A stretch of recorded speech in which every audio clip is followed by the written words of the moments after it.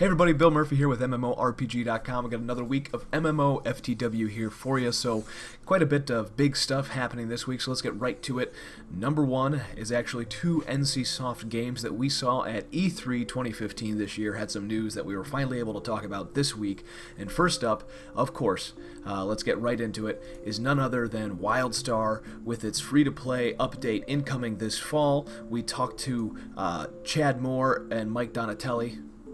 Did I switch those names? No. Chad Moore and Mike Donatelli at E3 about the free-to-play update, and it's not just about free-to-play, it's actually about all the cool content that is coming with free-to-play when it launches later this fall. There's going to be new areas including the Alpha Sanctum, a Cryoplex PvP arena is being added, which they're going to talk more about soon. You'll be able to get a new reward program involved where you spend Ncoin, which is going to be the free-to-play currency, and enroll yourself in a signature plan, or by redeeming cred, which is still sticking around, you can earn these special packages, sort of like leveling up your free-to-play account. So there'll be mounts and all this other stuff that's tied to that. But these things that you get with Ncoin are not necessarily with just the free-to-play currency. You can get them in the game too. You can actually, with the cred, you'll be able to get Ncoin.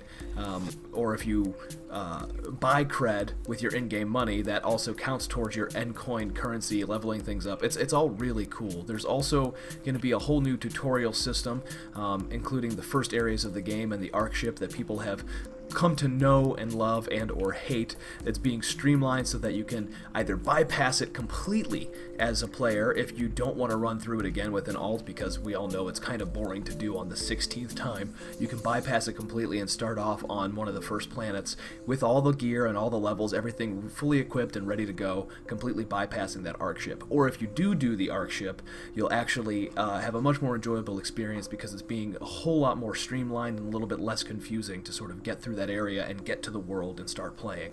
A bunch of cool stuff actually coming to WildStar with the free-to-play update. So be sure to head over to the website to read Sam Porfazana's full preview from E3.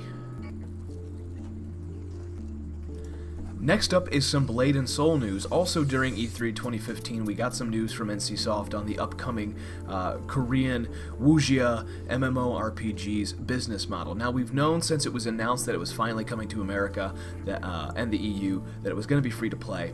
What we didn't realize is that it's going to have a pretty unique system where not only will you be able to subscribe with your 30-day typical sort of bonus subscription offer. You don't have to do these, but anytime you spend any money in the cash shop or any Ncoin, or anytime you subscribe, you're effectively leveling up your account to get more bonuses. And anytime you are actually using this 30-day subscription feature, you're going to get benefits like gold experience and currency boosts, as well as cosmetic movement special effects for each class, like a neat windwalk effect that is able to only be shown and kind of tells people that, hey, you're a VIP subscriber. You're also going to be several tiers of membership based on your spending of Ncoins and the in-game currency.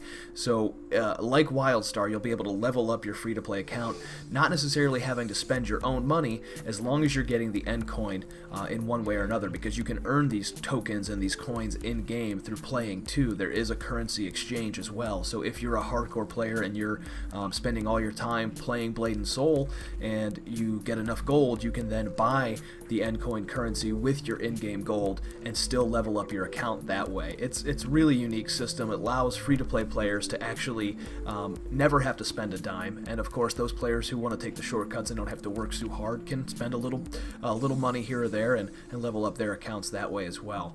You can read all about the free-to-play version of Blade and Soul and how it's going to work here in the West over on the website with, again, Sam Porfazana's preview from E3 2015. Next up is some World of Warcraft news with version 6.2 Fury of Hellfire launching in North America and Europe this week. With it comes the brand new Tanan Jungle Zone opening up. It's been on the map since launch, but we haven't been able to play it. Here you'll continue the story of Warlords of Draenor, and you'll stop Gul'dan before his dark plans bring untold ruin to the world. There's also a brand new raid, the Hellfire Citadel, which will have, of course, wings opening up for the Looking for raid, but also the full raid is available available now for all players that go in the traditional sense. There's a brand new garrison feature called the Shipyard, where you can command your fleet and dominate the seas. There's a new dungeon difficulty called Mythic, which makes things even harder and hopefully a little more difficult for those players looking for a challenge. There are also time-walking dungeons, where every so often these sort of dungeons will cycle, and you'll be able to delve into classic Wrath of the Lich King and Burning Crusade dungeons that maybe you missed or never really got to play because the game kind of leveled you up past them, and still get loot for your characters at level 100, so it's a pretty cool feature. And of course there's new armor, new pets, and bonus events all going on in 6.2 now. We just touched on how to get you, of course, the flying mounts in 6.2 this week, and later in the next couple weeks we'll have some reviews of Fury of Hellfire and tell you what we think about it from top to bottom, so keep your eyes on the website for that.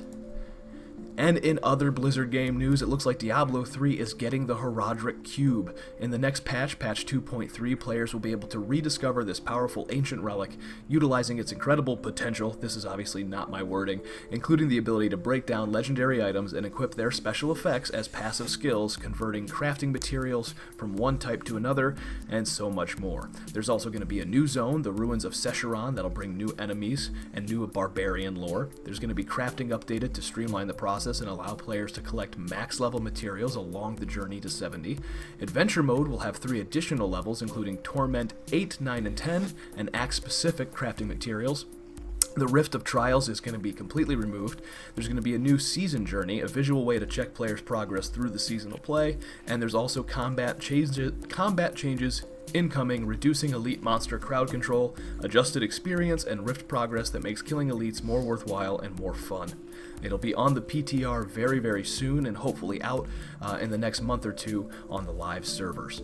And last but not least, some Trion news this week. They took to Twitter, Facebook, all their other games' Twitter accounts, and took over, and they tweeted out just a website link and a picture that has this demonic-looking monster, and it says, "In the shadows, dying light, let the devils guide our fight." Pretty cool, pretty cryptic. They obviously have a new game coming, and guess what? I've already seen it, and I can't tell you guys anything about it until next week, so keep your eyes on the website on June 30th. That's next Tuesday. We'll talk all about this game.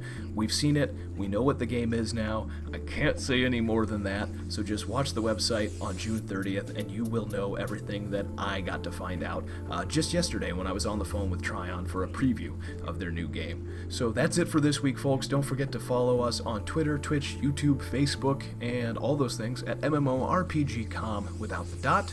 Thanks for watching, have a great week, and remember, don't let a bad pug get you down. Bad pug. Bad pug. We'll explain that to my wife. Make sure to level up your MMO knowledge by visiting MMORPG.com, subscribing to our YouTube channel, and by following us on social media. To catch up on the week's biggest MMO news, watch our latest MMOFTW. And to see if there's a better MMO out there for you, watch one of our latest First Impressions videos. Thanks for watching.